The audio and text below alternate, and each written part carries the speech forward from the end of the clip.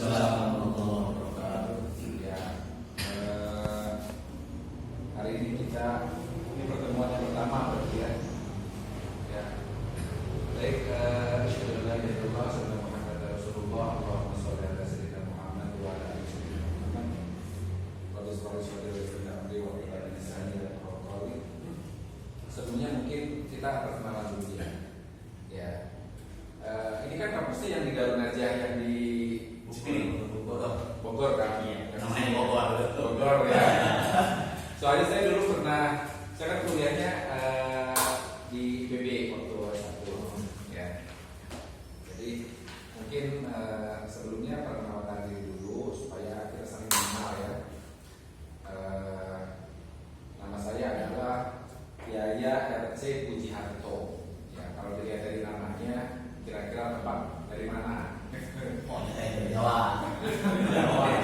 Dari Jawa Barat atau Jawa Barat? Tanya dari Jawa Barat. Karena ada O-nya. Kalau tidak semua O, Jawa loh. Ya, buktinya apa? Apa coba kira-kira yang di Sunda tapi O? Ada kampung Palawijo. Oh, Jawa. Palawijo ya. Jadi tidak semua O itu Jawa, tidak semua A itu Sunda ya, gitu. Nah, oke, saya dari tepatnya saya dari Subang, ya dari lahir sampai dengan SMA, ya biasa kan habis SMA diterima di IPB ya, jadi orang Bogor tuh di tahun 1992 kan. Kemudian dapat jodoh orang Subang juga. Sayangnya itu Bogor gitu ya. Kemudian saya sekolah di Bogor, lulus di Bogor, kemudian kerja di Bintaro. Ya, jadi saat ini saya adalah profesional bankers ya di Bank Permata. Mungkin teman-teman ada yang boleh tahu di Permata Bank. Kalau di sini mungkin di Muslihat ada di Permata Bank.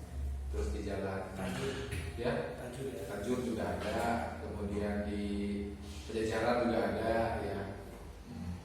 Terus di mana di Cilengsi ada ya. Lumayan kan? Batu Tulis dulu. Batu Tulis juga ada. Nah, saya profesional bankers. Jadi kemudian saya ambil S2-nya di UIN, Syarif Hidayatullah, karena memang saya kerja di perbankan syariah, jadi yang paling tepat kalau belajar saya ya di UIN lah, gitu ya. Masa di PB lagi? Amater ya. Oh dulu di UIN. Iya, S1 terus dari aja ngajar. Iya. Oh ngajar. Iya. Jurusan apa dulu? Syariah PMF. Fakultas Syariah jurusan Fundamental Fikih. Oh gitu. Dia bukan di Fakultas Ekonomi Bisnisnya ya? Bukan. Oh iya.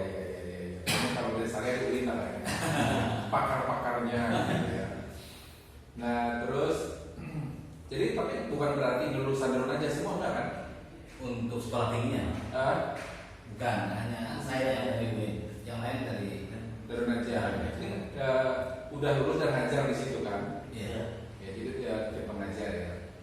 Ya gitu ya. Saya di perbankan syariah dulu di PP mah biasa nyambung. Ya dulu budidaya perairan. Terus perikanan. Ya. Nyambung. Udah gitu lulus baru semester 8 ada biasa rekrutmen di kampus, kemudian saya ikut lulus, terus semester 8 diterima di Bank Bali namanya. Sebelum aku mengatakan. Nanti kemudian saya ikut program pendidikan selama 6 bulan, kemudian saya jatuh di situ sampai sekarang nggak pindah. Betah gitu ya. Lebih tepatnya sih mungkin kalau tawaran dari tempat lain juga ada, biasa lah. Kalau di perbankan itu kan ada namanya retention program, ada talent war segala macam. Intinya itu gini, kalau di perbankan itu misalnya kita di offer sama bank lain, sama kayak main bola. Main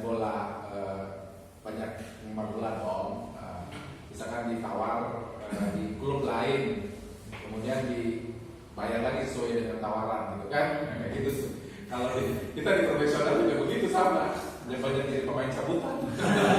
Transfer. Transfer, dan sayangnya transfer nggak ada. Oh, nggak ada. Dibeli, nggak dibeli juga. Jadi kita pindah bisnis sendiri, terus kita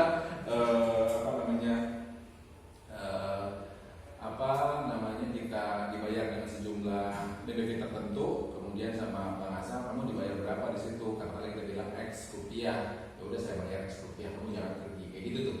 Itu modelnya kayak gitu tuh biasa, yang namanya war kalau di profesional atau di perbankan.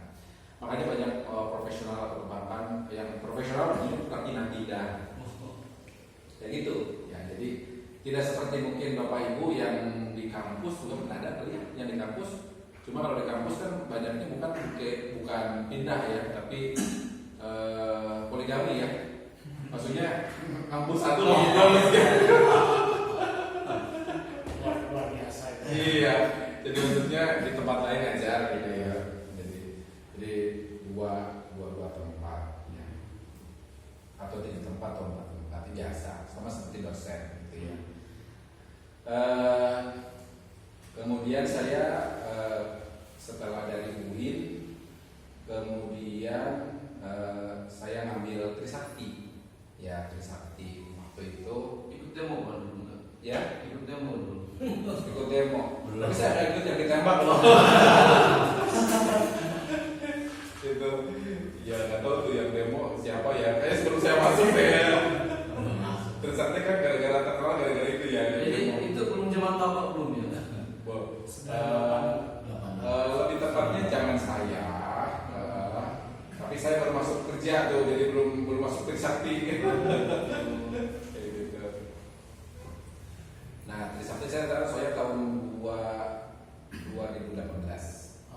2018 saya masuk Trisakti, kemudian saya ambil program doktornya, gitu kan. Kemudian baru lulus tahun ini. Itu baru lulus juga, jadi masih tahapan untuk perbaikan disertasi segala macam. Ini saya sebentar dua lagi ada PR untuk penyelesaian biasa. Nanti juga Bapak Ibu sekalian juga merasakan hal yang sama. Dulu kan mungkin satu sudah ya ada perbaikan skripsi. Kalau saya dulu pada waktu perbaikan skripsi, pada waktu dulu mau skripsi lulus gitu ya, kerja dulu kan.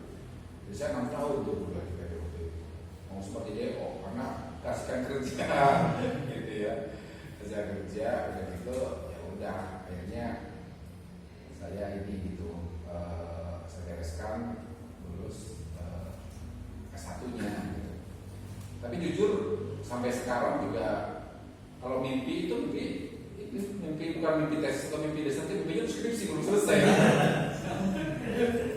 Berarti nggak itu ya Bapak Ibu sekalian. Nah, saya nanti yang akan mendampingi Bapak Ibu sekalian bukan untuk mengajar ya, karena kalau namanya mengajar kan mungkin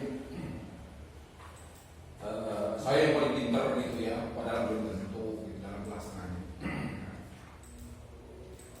Saya akan mendampingi Bapak Ibu sekalian, Bapak sekalian yang ada ibunya. Beneran ada ibunya di sini, Bapak semua? Ada cuma belum datang. Oh, belum. Pak itu Silakan.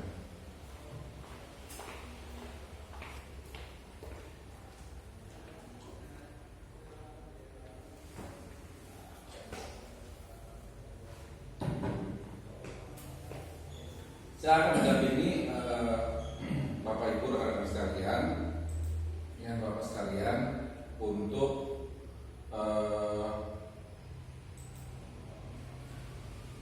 ilmu ekonomi mikro dan makro. Ya, ilmu ekonomi mikro dan makro. Sebenarnya mungkin dalam momen kali ini tidak akan langsung membahas terkait dengan mikro dan makro. Bapak Ibu sekalian sudah belajar terkait dengan mikro dan makro? Belum sama sekali. SP tidak ada. Kamu nggak ada yang ajar mikro dan makro ekonomi? Oh ya? Oh, oke. Tapi sebelumnya saya mau itu dulu ya. Oke, tadi saya sempat sampaikan ke Bapak Ibu sekalian, terkait dengan saya ya. Saat ini saya masih bekerja ya, selain tadi pendidikan saya masih bekerja di perbankan syariah itu ya. Saya biasanya berkantor di Bintaro, kalau rekan mungkin pernah ke Bintaro gitu ya, itu di sektor 7 saya. Kemudian saya juga berkantor di WTC, World Trade Center yang di Sudirman, saya di lantai 26. Jadi lumayan tuh kalau penumpang ya, seperti itu. Penumpang pasar pernah kasih Pak Cianjur itu capek tuh. Pertama takut ya, terus kedua harus turun lewat tangga, nggak boleh naik lift kalau kayak gitu. Jadinya lumayan tuh dari lantai 26 ke lantai 1. Ya, mudah-mudahan lumayan tuh nggak kayak ini ya. Lumayan, mudah-mudahan tidak terjadi lagi. Apalagi kalau udah lantai 30 kan artinya 30. Nah, itu mungkin keseharian saya. Jadi Bapak Ibu sekalian, Bapak-Bapak sekalian, Bapak-Bapak sekalian ya, nanti mungkin akan belajar dengan saya adalah lebih ke arah sharing pengalaman. Ya, sharing pengalaman. Terus kemudian nanti apa sih yang di-expect oleh kami dari kampus untuk pemahaman yang perlu bapak-bapak atau rekan-rekan sekalian kuasai gitu kan. Kemudian juga nanti tentunya ada penugasan gitu ya. Dan saya adalah rekan ya, buat bapak-bapak sekalian, buat tim ya, untuk yang akan mengcoach dan menjadi fasilitator juga buat bapak ibu, bapak-bapak dan rekan-rekan sekalian gitu ya dalam mata kuliah ekonomi mikro dan makro ini. Ya. Kalau kita belajar mengenai ekonomi mikro dan makro sebenarnya gitu ya, sebenarnya adalah biasanya kalau yang kayak di kampus-kampus lain kan sudah dipelajari di awal gitu ya. Cuma mungkin karena bapak dan rekan-rekan sekalian belum sama sekali memahami terkait dengan ekonomi mikro dan makro, maka kita akan coba bahas dulu mengenai konsepnya gitu ya. Ekonomi mikro dan makro itu seperti apa sih gitu ya.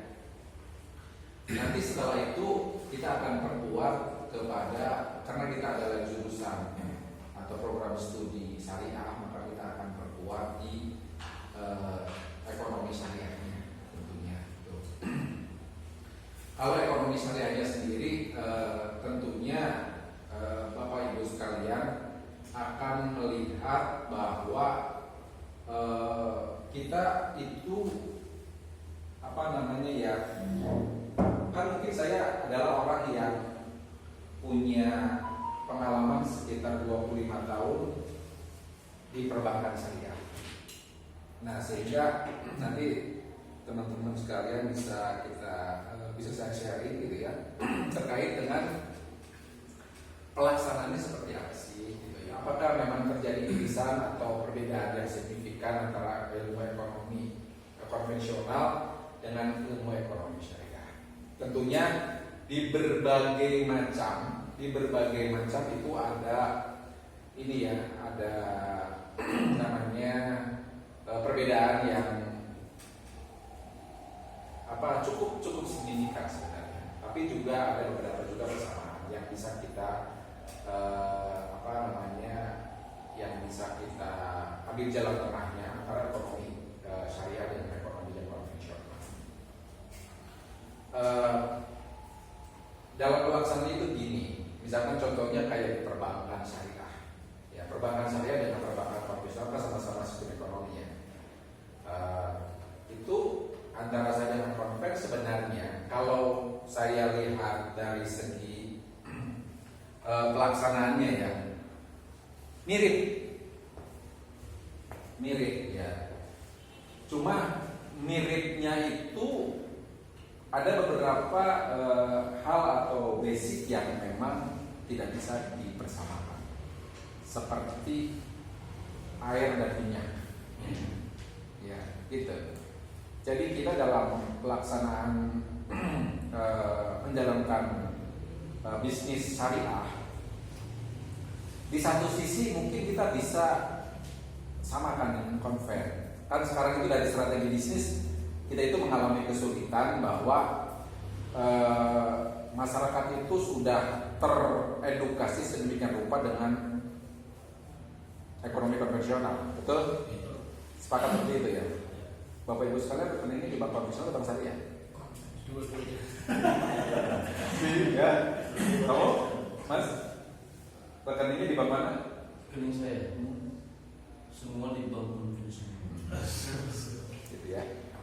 Jadi kita sebagai insan syariah yang dekat-dekat ke syariah, at least ya, rekeningnya masih bank konvensional, betul? Itu adalah challenge buat kita. Padahal kita sekarang mau belajar terkait dengan ekonomi syariah. Jadi antara teori dan praktek itu terjadi mismatch, ya, mismatch. Ya. Coba kalau boleh tahu, kenapa bapak-bapak atau rekan sekalian memiliki rekening konvensional? Lebih populer dan mudah. Populer, Akses. Kalau akses, tadi Pak, apa namanya, transaksi yang lebih mudah. lebih mudah. Tuntutan. Tuntutan dari siapa? Ya kalau kita misalnya sertifikasi, ada sertifikasi sekarang sudah syariah ya, sebelumnya kan mandiri. Oh, iya. Nah, kayak ada misalnya bantuan di kampung PKH misalnya itu. Oh, Jadi memang diturunkan aja dipaksa ke bank konvensional. Oke, Mas. Itu apa sih kalau saya orang tua sih Kalau Mas, banyak gampang ditemukan. oh nggak banyak gampang ditemukan. Mas alasannya? Ceritanya panjang Pak. Oh panjang. Jadi itu masuk SMS. Kenapa panjangnya? Kira-kira jadi ini apa? Dulu pertama saya punya rekening itu, saya masih ingat dari pemerintah Kementerian Agama Republik Indonesia, namanya Tunjangan Fungsional. Itu banknya mandiri, Pak. Oh ya itu, ya. Itu satu, masih banyak dari 10 nih. Satu aja dulu. Nanti kita cici harus panjang kita ininya pertemuan ya. Nah, jadi seperti itu ya. Dengan berbagai macam risetnya, ada mismatch antara apa yang kita expect dengan pemahaman kita sebagai Muslim dan apa realitanya. Gitu ya. Tapi saya pernah coba itu dulu Pak. Saya pernah coba berhubungan dengan teman syariah. Katakanlah BMT gitu kan, orang kecil, orang pinjam. Saya hampir dalam berhubungan, ternyata ya, mereka malah lebih apa ya? Ekstrim. Cowboy daripada bank konvensional. Apa yang dalam level syariah segala tutup sudah begitu.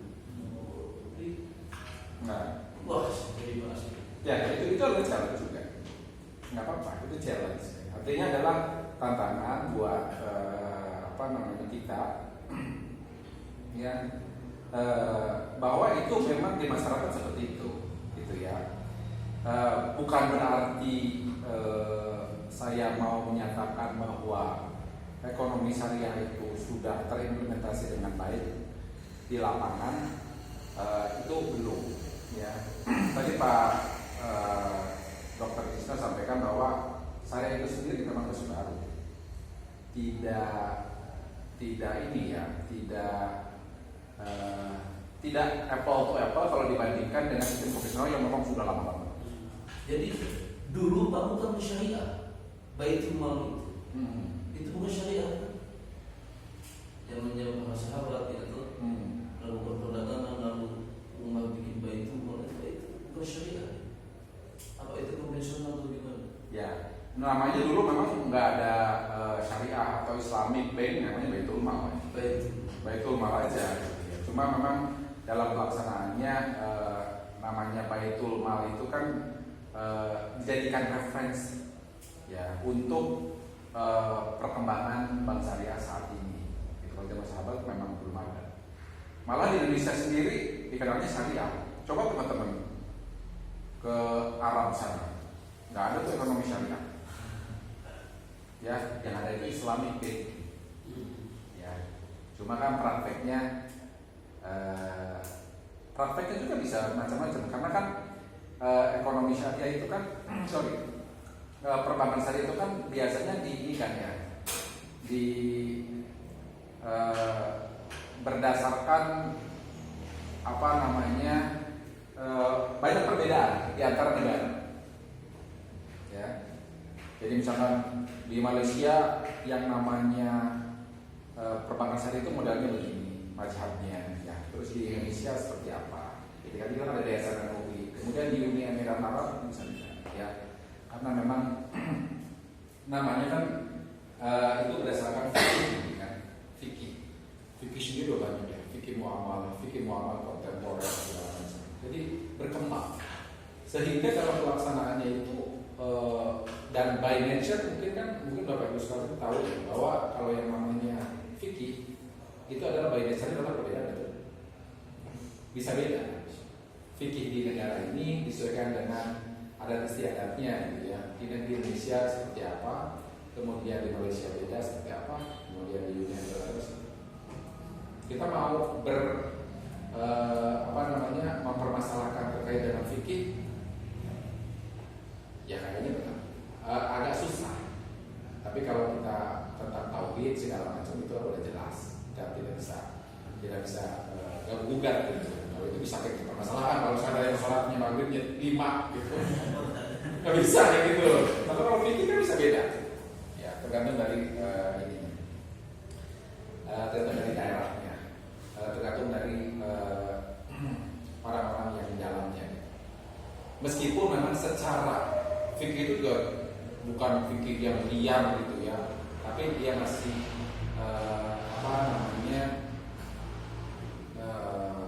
mengadutnya adalah tetap ke Al-Quran dan Hadis tentunya gitu ya. Nanti tapi kalau misalnya dalam masalah bisa beda-beda ya itu sah saja kalau masalah dalam fikih. Nah itu oke, itu baru kita ngomong perbankan ya. Kalau sistem ekonomi itu kan banyak ya. Kalau di industri yang